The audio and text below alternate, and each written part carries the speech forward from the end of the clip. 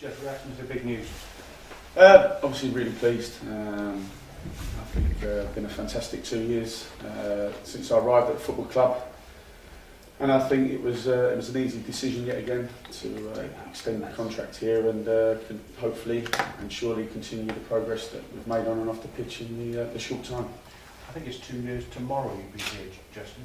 How would you assess your time at Newport County? Extremely good times. I think we had a real tricky start in our first game. We were 3-0 down at half time, but I think since then it's been very progressive. We've had obviously 2 trips to Wembley, a promotion. Fantastic start to the league campaign. I think on and off the pitch there's a lot of things happening, new appointments, new people coming to the club, which makes it a stronger foundation off it. I think the chairman and Howard and Tim Harris have made things very easy for myself and Jimmy to manage the football club and concentrate solely on the football side. So I think without talking about myself, there's a lot of other people that should take a lot of credit for the success we've had in the 2 years that I've been here. If I take you back into October 2011, when you just joined Newport County, what would you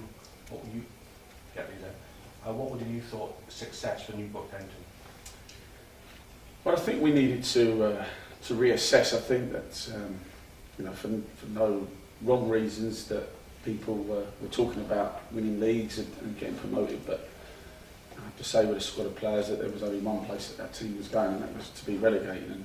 And it was a tough task, but I think the only thing that myself and Jimmy had in our foremind was that we had to make sure this club would stay in the conference, because it took a lot of hard work to get there. And I think once we stabilised, and we had the fantastic trip to Wembley and the trophy. But I think once we had got that season out of the way, I think it was a case of a 2-year plan. That was the 2 years was to try and get the club competitive on a consistent basis at the right end of the conference. But we know that what happened was a fantastic occasion and something that myself and Jimmy are immensely proud of. To have accomplished that in 1 year was a fantastic feat.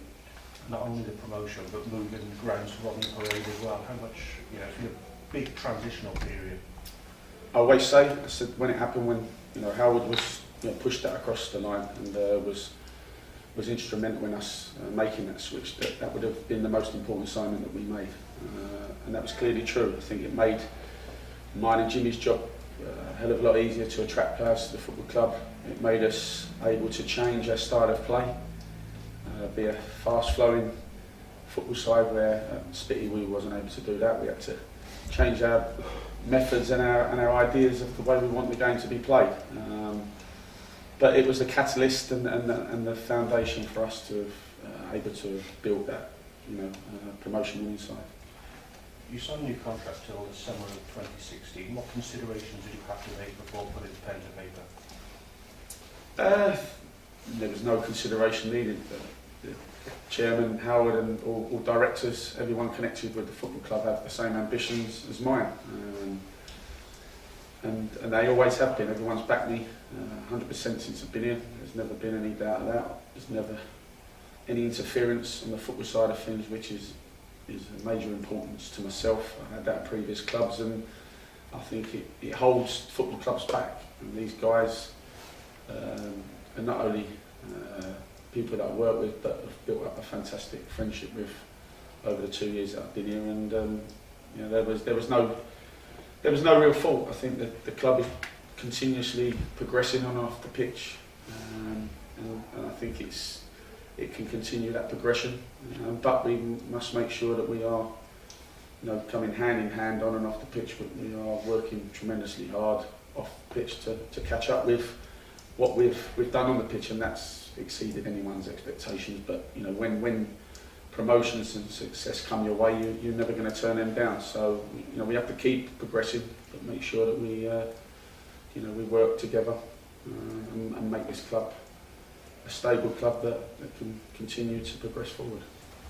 Your stock has risen dramatically since you've been in South Wales, Justin. Have you had any offers to go elsewhere? I've had approaches, yeah, and I've always been open and honest with Les and Howard and Tim that when that happened, I made them aware. But I've done a long apprenticeship in the lower leagues, and I'm fully aware and appreciative of what a fantastic football club and support I've found here. So none of them interested parties turned my head, and that's the honest truth. I think I can continue to progress here. I'll be honest, you can never say that you're never going to move on. And if I did say that, then people know I'm going to be lying. But for this season and beyond, certainly for the next couple of years, I see that my work will continue with Liverpool County AFC. Look at the league table now. I think it's 8th in the league. A lot of people around the city are talking about a second successive promotion. What would be success for you this season? Well, firstly, I think we need to make sure that we maintain our league status. I think with 25 years, people before my time have put in tireless and unpaid work to have got us to this position. My main aim and my job this season is make sure we hold on to that league status, but on the other side, with the group of players I have and the staff that I have, that I really feel that we can be competitive in this league. What we have done is we've proved that to ourselves and our supporters over the first 9 games of the season, is that every game we've played in, we've given a fantastic account of ourselves. So I believe that we'll get stronger with the bodies that we have to come back into the group. As long as the players, which I've no doubt will do, and they deserve a lot of the credit of the success this club's had, is that we will continue to be competitive and hopefully have another good season. As you said, we've been to Wembley twice, an FA Trophy final, promotion from the conference to the playoffs. What will the next 2 years, 3 years, long term, what do Newport County need to do to ensure that progression continues?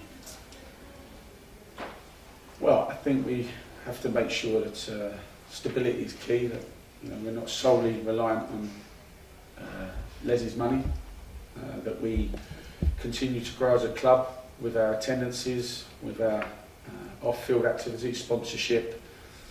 We've got a community officer now who's going into schools, that we can attract younger generations, make us an attractive proposition to young and up-and-coming supporters, that we still remain competitive on the pitch, that we bring the right calibre of player here, that we don't panic and bring surplus and dilute the squad, that we continue to progress our youth section that's been successful in my short space of time here, and the bottom line is win football matches, because if we do that, then we know that this club will continue to be successful. We're doing a sort of a look back, a 2-year retrospective on your career, so I'll just throw some memories at you if I can and get your recollection. You've got to start with Southport. Probably set the scene of, I think there was 700 and something fans there. Obviously at Spitty, the pitch was as bad as it would be. What were your thoughts 3-0 down at half time? Get me back to Essex as quickly as possible. It was horrendous, really. I think in the build-up to the week, I'd been down in Wales for weeks. I'm going to sound really weak here, but I felt a bit disorientated.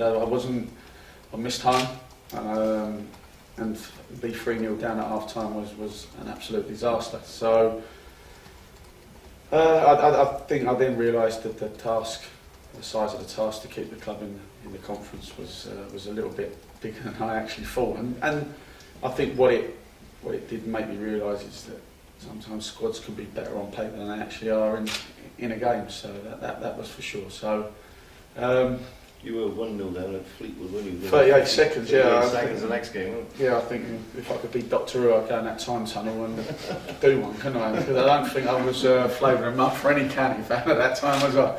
But I think you see how quickly things can turn around in a short space of time. But no, dejected and thinking, yeah, well, what have we put ourselves into here? And as you kind of continue, things improved, but it was all relative because they were improving in that you were trying to win games 1-0 or be tight, and you were playing very direct. I remember certain games talking to the pair of you afterwards where you'd be like, the players aren't actually listening to what we're telling them in the week. For all that to be going on and to still get to Wembley as you did in the first season, was that, do you think, perhaps the turning point? Yeah, I think what we had to get the players to realise is that they'd gone from a team or a squad that were meant to be winning the league. Now they were a full circle of them they were trying to stand the league. So their mindset had to change because, you know, it was contrasting difference in what they were looking to achieve. So I think we had a lot of ball playing footballers, but for the state of the pitch, it wasn't going to be the success we could have with them kind of players. So I think for the first, up till January, our hands were tied really. We had to try and make the best of what we had. And you know, I have to say that every player here gave me everything they could. But we had to be, I think they were weak mentally, and we had to try and toughen them up, and we had to try and be ugly. And I think we started to learn how to do that, and you know, enough times to get our safety before the end of the season, which I think when probably the darkest day was when we went to Bath and we got beat 3-2. I think we were horrendous that night. And I think that was a long drive home. I don't think me and Jimmy spoke more than 2 words on the journey home. I blamed him, he blamed me. But I think things like that you draw on, and it made us stronger, and it made us more resolute to say, you know what, we ain't gonna go down, we ain't gonna quit. And I think that made us as stronger as people and as a team really. And I think, you know, we drew on the supporters there to raise the funds to allow us to you know, freshen the squad up and bring players that we still have here now that were catalysts to the success we had in terms of going to Wembley, remaining in the league, and then pushing on again. It's amazing because I was on holiday in Turkey in the summer, and Liam Watson was there, the Southport manager, and he said to me, I keep speaking to everyone, he said, what a turnaround you've had this season and that. And his exact words to me was, it wasn't the start of the season, it was actually January, because you know, the gaffer had brought in Lee Minsell, Max Porter, Andy Sandell, I'm trying to think, there was 2 or 3 others. Yeah. He said that was the start of it. It was the January window. Cole Darlow has to be probably the best signing we've made, really. I think some of the saves he made in games that we won 1-0 were outstanding. I stand by it. If he played in the trophy final, then we'd probably still be out there now. I'll add in a question on the back of that. How much pride do you take? Because in a way, lower league managers, it's kind of all the talks about the English game and a lack of English players. And I mean, Carl, look at Carl now. You've had a huge impact on his career. This is a kid who could go on to play for England now. Well, I think he will. I've no doubt about that. I think the first training session, we were up at Hartridge School, and I think we were out there for hours, lads trying to score past him. It was one of them sessions I thought, wow, this guy's a little bit special. But I think, you know, we look at individuals. I think probably Lee Minsell played a big part in that. In us playing the way we did at Split, he gave us that little bit of an extra dimension and made us become a little bit more physical. I think, you know, Sandell. I think them kind of players, Max Porter, players that have been with us probably from that turn of January to where we are now, you know. But no, I think that there's sort of different key signings at different times, isn't there, that you'd always look upon and that played their part, as is every player that's been here really in my reign. But you know, there's always little key moments, I suppose. I'll come back to the first trip to Wembley, but the key thing I think at the end of the first season was you stayed up, but then the Rodney Parade movement, and to put it kind of in its simplest terms, do you think you'd be sat here now if you hadn't made the move? No, definitely not. I think I spoke with Howard about that summer, that you know, we had some meetings in the summer before Chris had left and Les took over, that I couldn't see any success for the football club. One, with the budget that was being laid down, if we did start, but it was not even going to be competitive in the conference. So I think, I always say that it was the most important piece of paper that we signed at this football club in my short space of time, and I think it will be for the next 30, 40, 50 years for the football club. I think it was the main, main reason for us having the success we did last season. It allowed what, in retrospect now, was a dream summer in terms of the players you brought in, guys like O'Connor and Crowe. However, if we're brutally honest about it, at the time you were forging the reputation which you have now, which is as a manager who signs players that other clubs don't want. Yeah, with prisoner cell blockation now. I'm a great believer. I think that you always need a second chance in life. Some may need 3 or 4, but I think that's the strongest part of me as a manager is my man management, and I think that is what's going to be vital in the modern day game. Now, I think you speak to all managers. I heard Steve Bruce talking about it the other day. The game has changed completely at all levels. So I think if there's a talent out there that no one else wants, and we feel that they'll come in and make us a better team, then no worries about bringing them in. I think I say that I stand proud of the signings I've made here, that probably all of them have been a success, some in a smaller time than others, but I all feel that they've all contributed and played a real pivotal part in the roles they played. And I don't think there's been many of them. So I think that as a manager, you live and die by your signings, and I think I'm pretty confident that, I'd say that 99% of them that have been the right ones. Is it because you see things others don't? I mean, it's easy with an Adam Chapman to go, he's a good player with a checkered past, but a guy like Danny Crowe, he had a reputation as he's a bad trainer, he's not a first team player, he couldn't get inside at Luton, and you virtually didn't lose a game with him in your team last season. No, I think once, I always make a conscious decision that I will meet the player before I sign him, and I know other managers don't. I think anyone that I'm bringing to the club permanently, I will always make sure that if only once but twice that I go and meet them. And I'm interested in them. There's no point in just knowing about the player, even know about the players, what away from football, family. And I think, you're lucky. I've been in the non-league for 8 years, so me and Jimmy have watched a lot of football matches, and we've seen Danny Crowe on a lot of occasions, certainly not only hurt my teams, but others when I've gone and watched him play. So, I don't know. I think I know a player when I see one. And I feel that sometimes, perhaps other managers perhaps don't know how to treat their players, or the individuals that they've had under their guidance, really. Did you know as early as the first game of the season that you were going to be a major contender? Because it was a hell of a statement, for those who don't know, you won at the team that went on to win the league. Well, I think there's no doubt on that first game at Mansfield, we set ourselves a target to make the playoffs. Never ever told anyone else from the outside. Never put that pressure on the players, because, I think it's unnecessary pressure to add on the players. But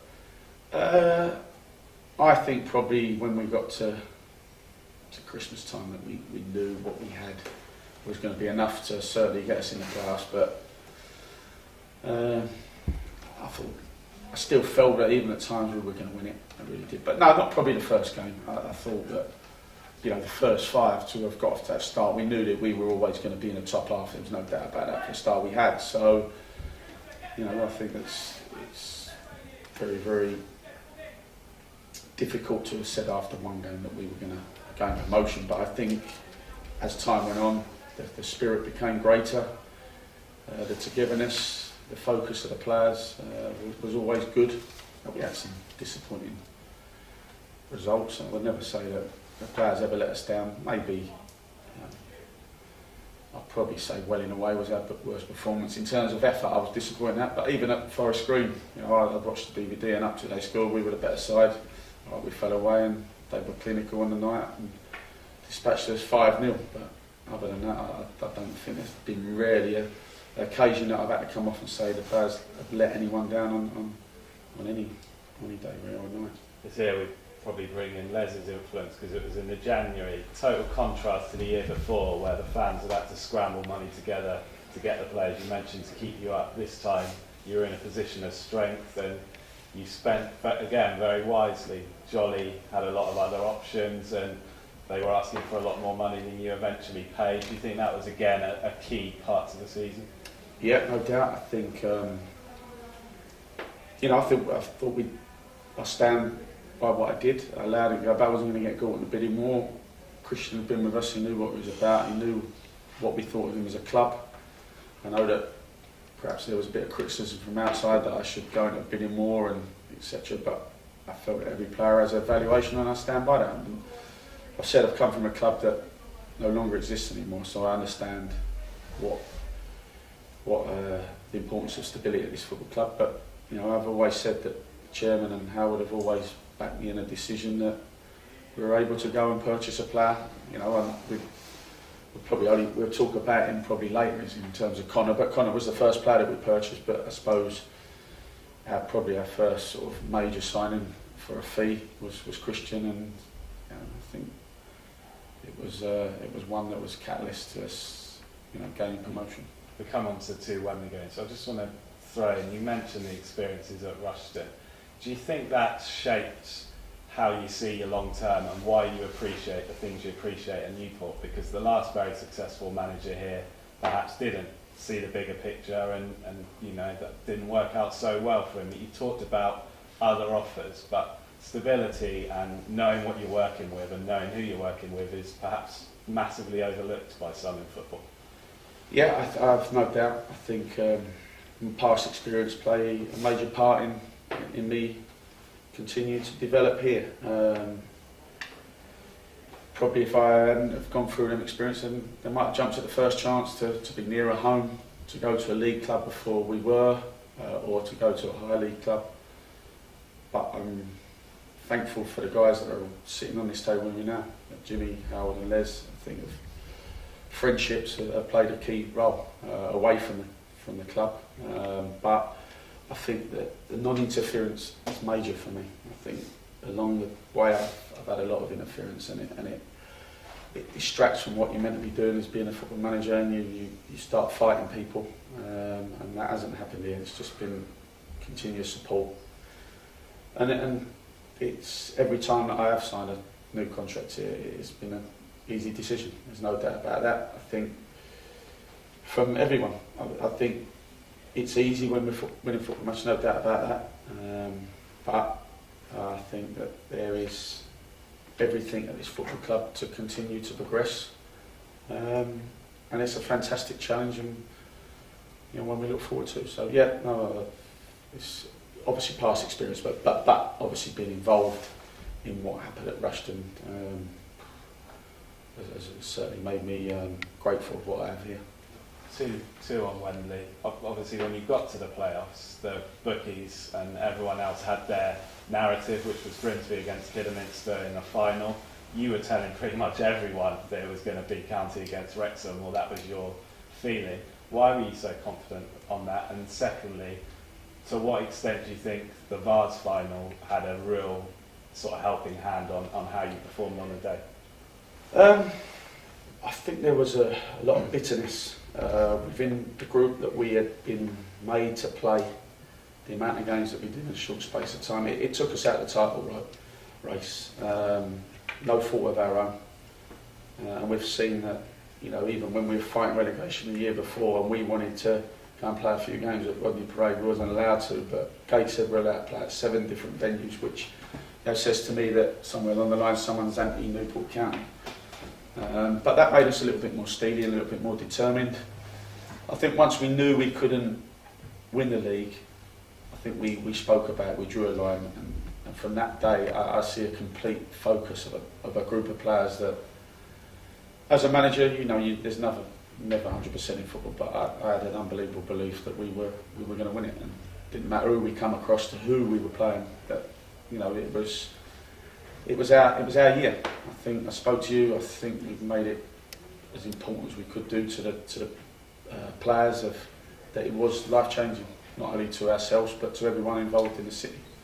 and that's the case. I think, you know, just little things. Me and Jimmy drive down to Rodney Parade now on a Saturday, and I see little kids walking around in Newport County shirts, where I would have seen Chelsea, Arsenal, Man United ones when we first arrived. And I think they're things that make you proud and are satisfying. And so I think we knew from that. I think that the previous year, I don't think people realised how much it hurt me to lose. I think everyone was caught up in it. And I understand that. It's the first time the club had been there, but it doesn't sit right with me that you go there for a day out. I think that's a nonsense. And I think that was what I wasn't going to witness again, that people were still quite humble that we had made Wembley but got beat. And again, I think people have gone against us on the day because they still believe that Carl Darlow should have been able to play in the final, but there you go.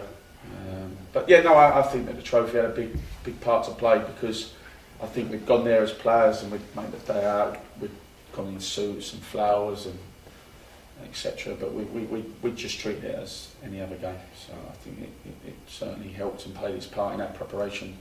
We went the year before, we'd gone up for 2 or 3 days. We only went the day before, and I just thought that it certainly played a pivotal part and a major part in us knowing how to prepare for the playoff final the following season. Just one final one for me. You, as a player, you had a legacy of almost being a one-club man, which is pretty rare nowadays. But even with that being said, your legacy in Newport is going to be forever, and it's going to be, people are going to remember you in this city 30, 40 years' time. I'm not saying they won't at Spurs, but I think that must be, that must give you immense satisfaction. You know, you're writing a totally new chapter into what was virtually an entirely top-flight career. Listen, it is emotional. I think I'd say a tremendous amount of pride in what I've achieved here, and it's that continuously drives me on. I think that, you know, there's no doubt I've had 1 or 2 words with some fans over the 2 years, but they play a major part in us being successful, and they make it easy for us.